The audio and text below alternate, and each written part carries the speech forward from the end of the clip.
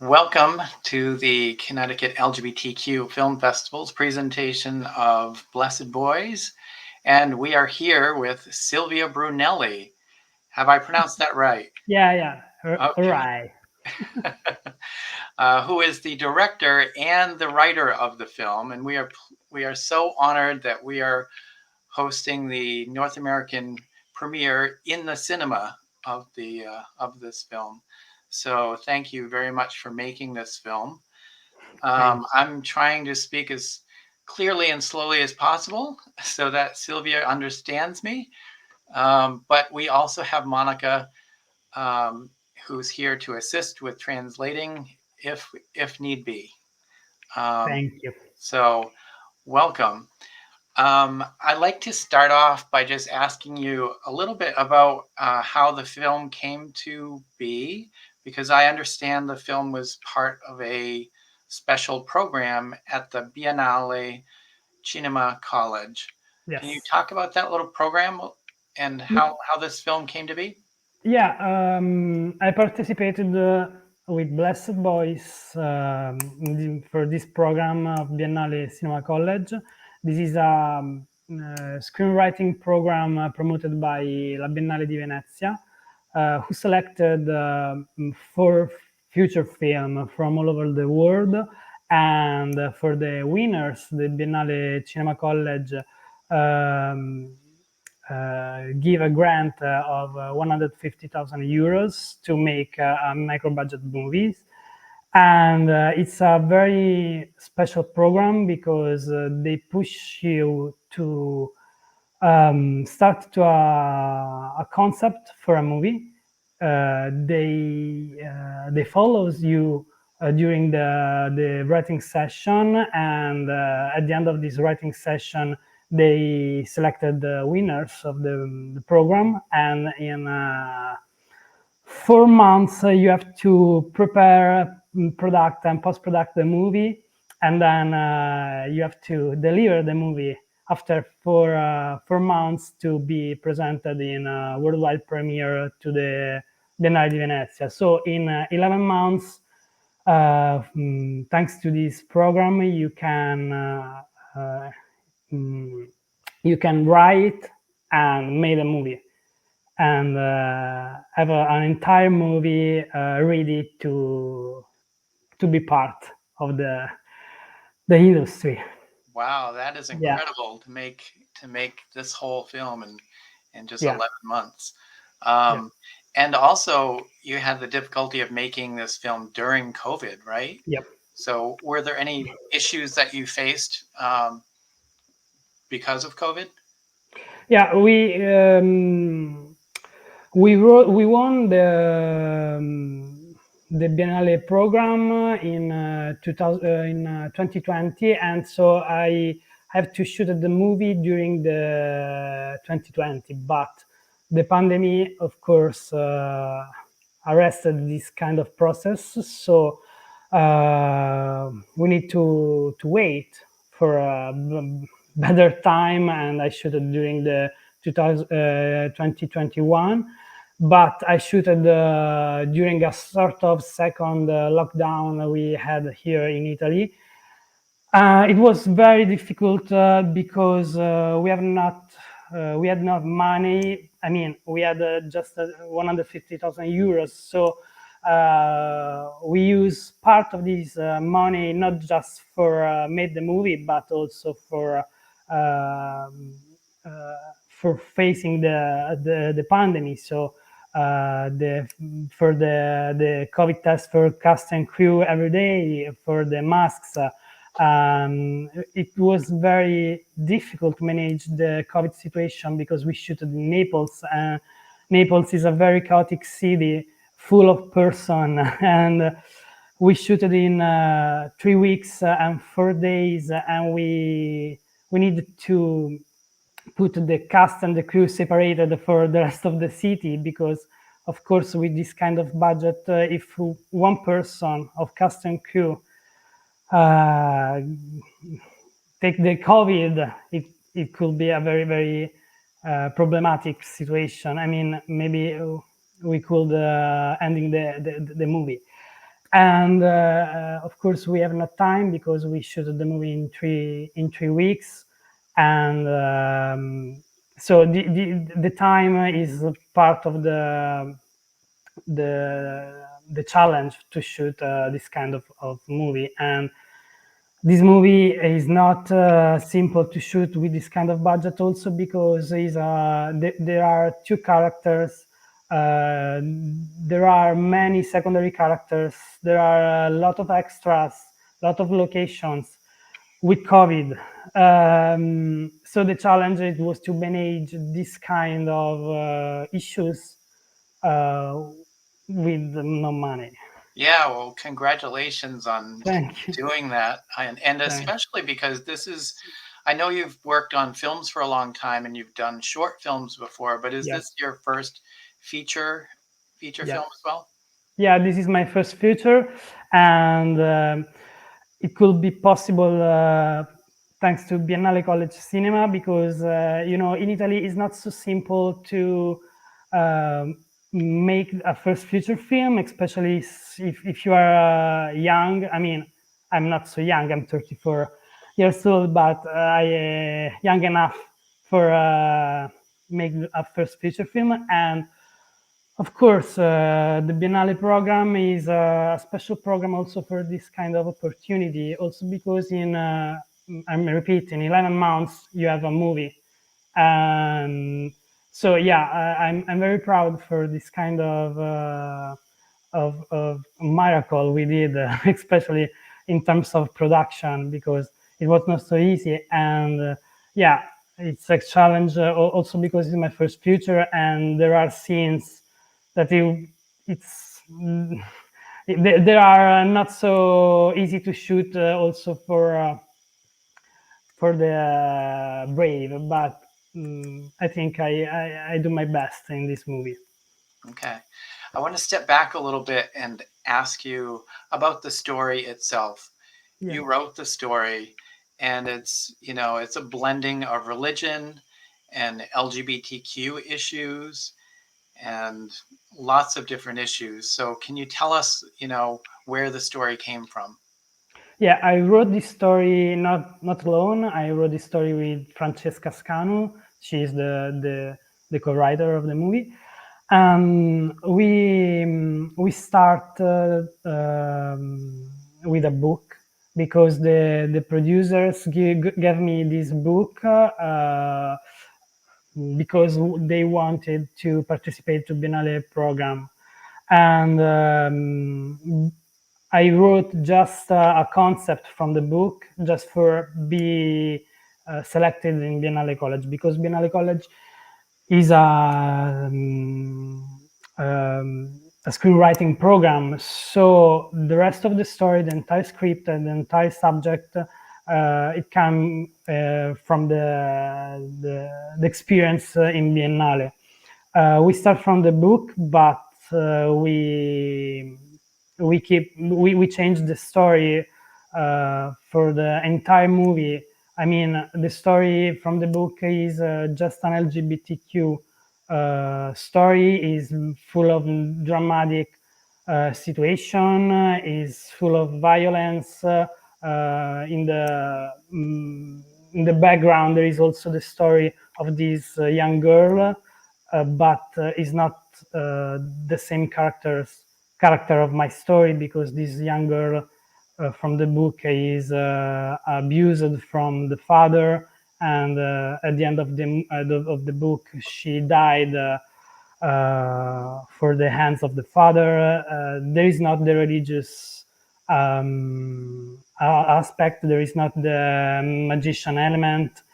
We changed for the entire story, because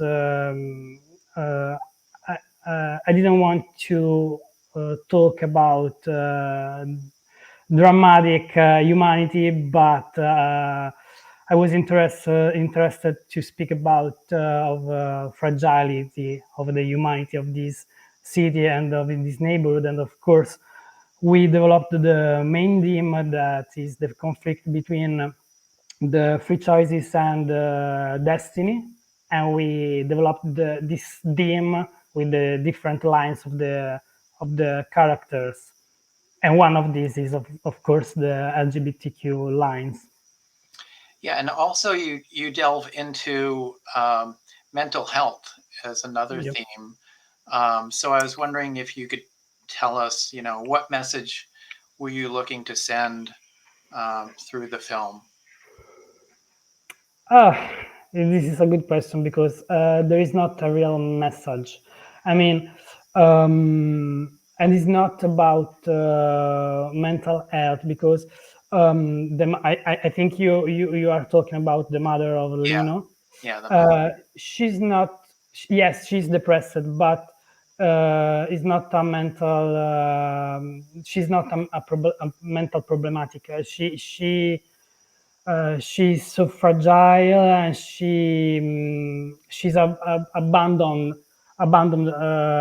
from the world, the husband. She wants to be a good mother, but she has not the correct tools to understand how she can be a good mother, but she wants to, and she tried to be a good person and a good mother, and mm, is she's a person like every single characters of the story.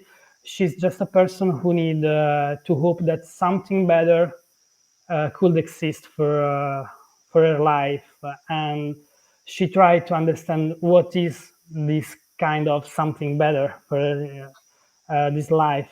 And there is the neighborhood and her family who starts to believe in an illusion and in the religious, but like Mario and Lino, that they are the only two characters that they don't approach to religious, but because they need a different kind of hope. I mean, they are close in this neighborhood. They have a monotony and flat life. They have not dreams. They they live life. Yeah, Mm, and they have not hope because they have not desire.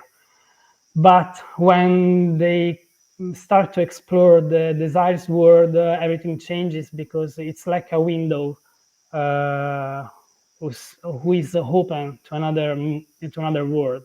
And this is also for Perla, the mother of Lino, because thanks to the daughter, she starts to be loved from people. She starts to love people and to have another hope that there is another kind of life that she can live. all right. Can you talk a little bit about LGBT life in Italy right now? I know, you know, Italian politics is always interesting, and I was just wondering. I know that in other countries in Europe, there's um, gay marriage or same-sex marriage is available, but in Italy, it's not quite. You have the Catholic Church that's there as well.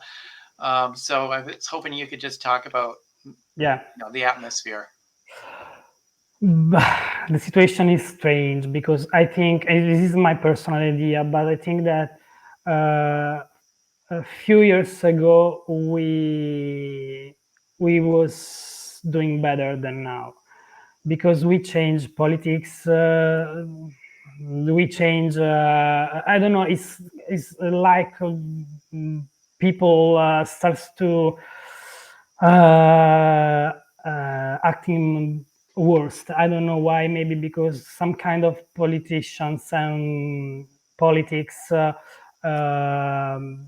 take the worst from people, from some kind of people.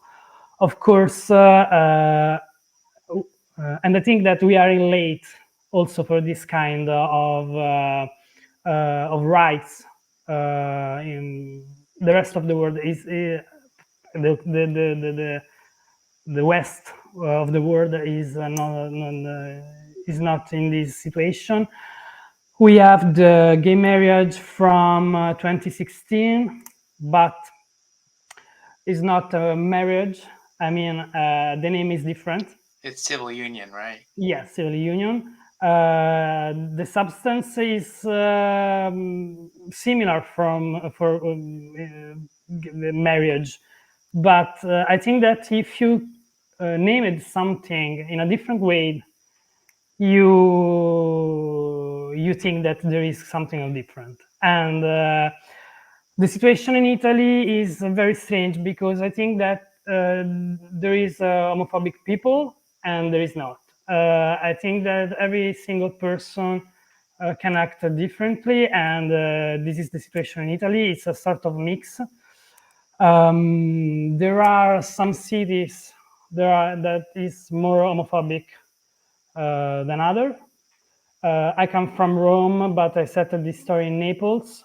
And Naples, I don't want to talk about an homophobic city, and this is not the message I would like to give to the audience,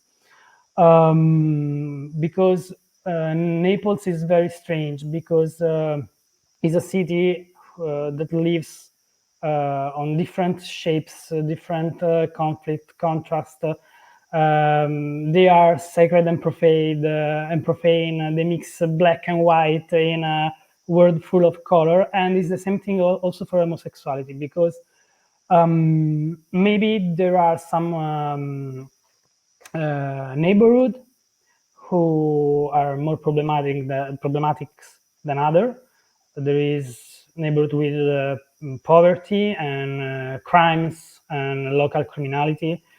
We know that, but and of course, in this kind of places, homosexual, LGBTQ people maybe can be a difficult life. But at the same time, there is also is an open mind city in somehow, is a city on the sea, so they are open in a strange way.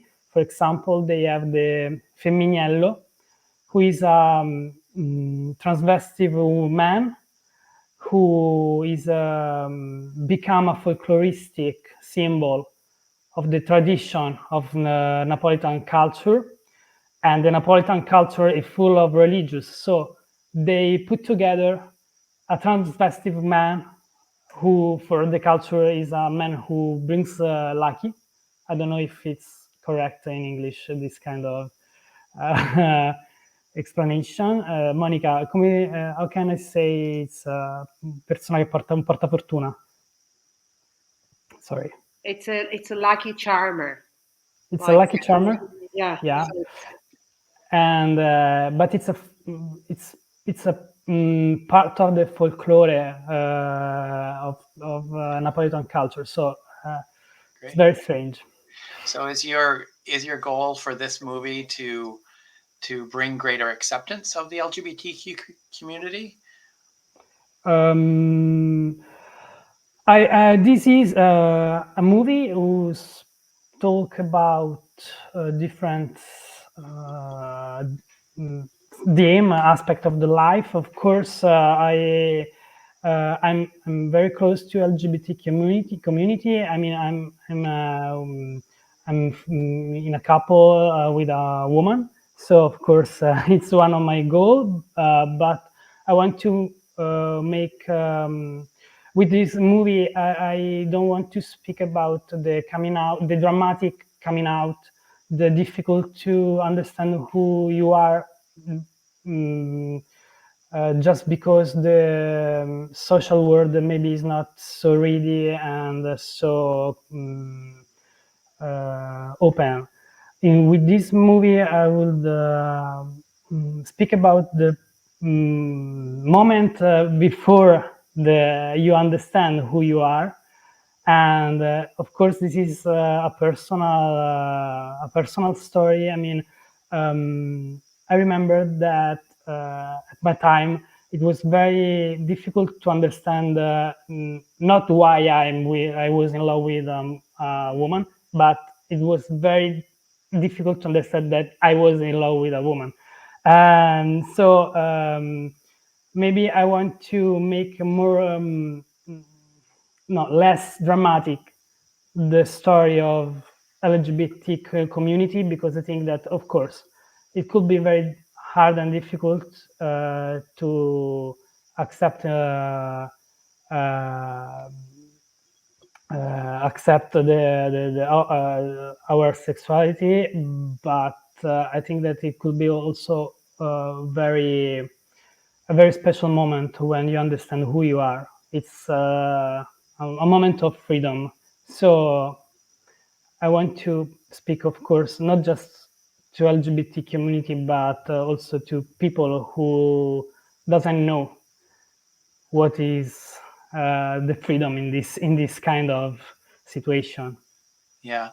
I think we knew very early on that, Mario discovered he liked guys.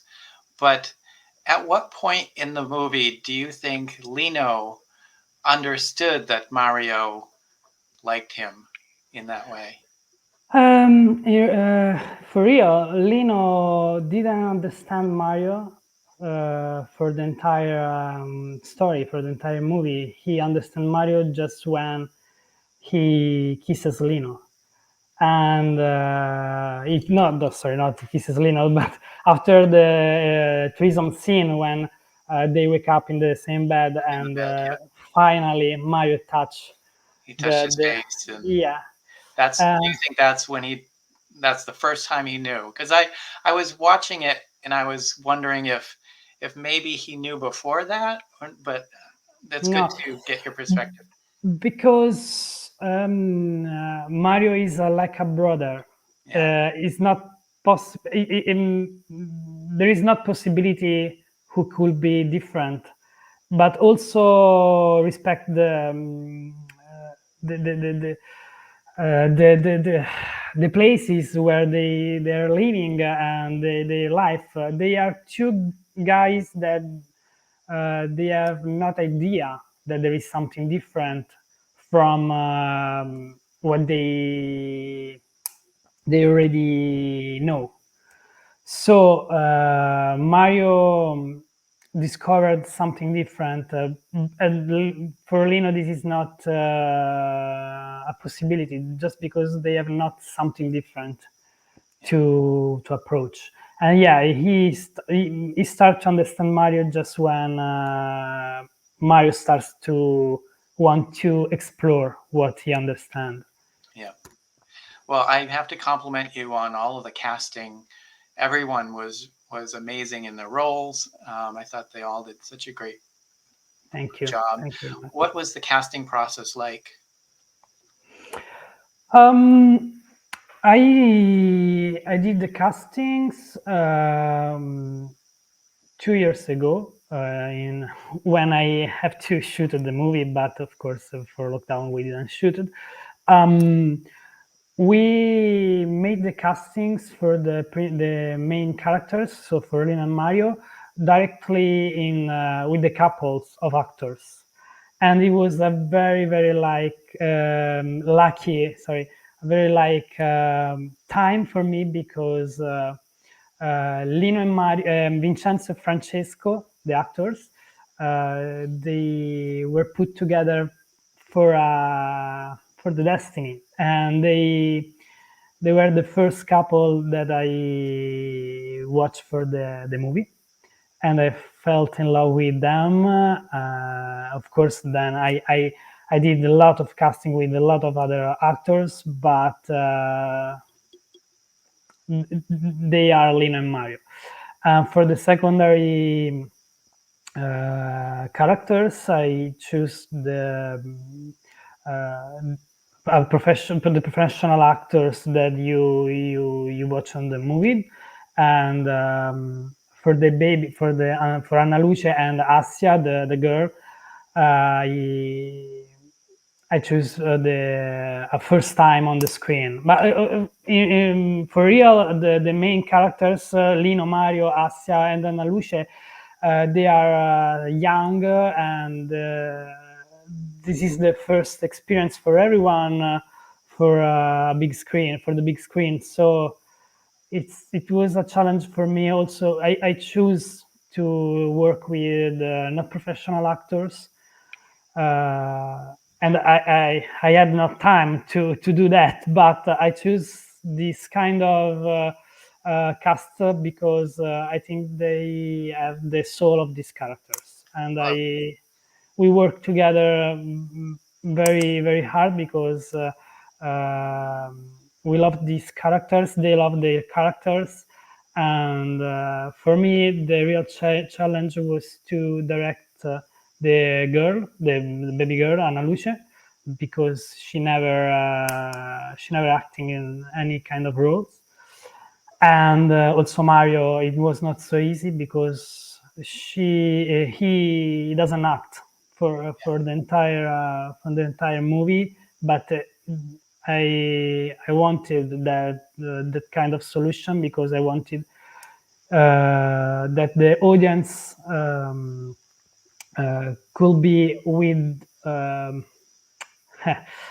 with his internal movements, and I directed just the eyes of the of the actors, and it was very good because he trusted in my direction, and I think it's the maybe the role of Mario is the most difficult of the entire movie. all right. And maybe just one last question. Um, in the very last shot of the movie, Mario is kind of in the square, and he breaks the fourth barrier by Yeah, looking directly into the camera. And I yeah. was wondering what message you were sending with that. Mario is the only characters who is um, sorry, I need to explain it in English. It's not so easy. Allora, Monica, sorry. È quello che ci siamo detti prima, sostanzialmente che Mario è l'unico che si salva ed è il portatore del tema, e rompendo la quarta parete e guardando in camera è come se uscisse dal suo personaggio, dal suo ambiente di comfort, insomma, e dicesse al pubblico: io sono quello che ce la fa, sono quello che perde tutto, ma sono quello che porta avanti il tema del film e che decide attivamente di fare qualcosa. Non ho bisogno né di religione né di nient'altro, ma scelgo chi essere attivamente. Okay, Mario is the sort of, there's a theme in the film, and Mario is the one who's conveying this message to everyone, to the people watching. So by watching directly the people, it's like telling them, this is like, I find out who I am, I'm accepting it, and I'm the one who's, made it. I made it through, and I don't need to have any tie with religion or money or anything. I'm free, and it's telling everybody. Wow, that's a great message, and I think a great place to end our conversation. So thank you so much for this Thank wonderful you. film, and we wish you all the best wherever it goes from here. Thank you very much.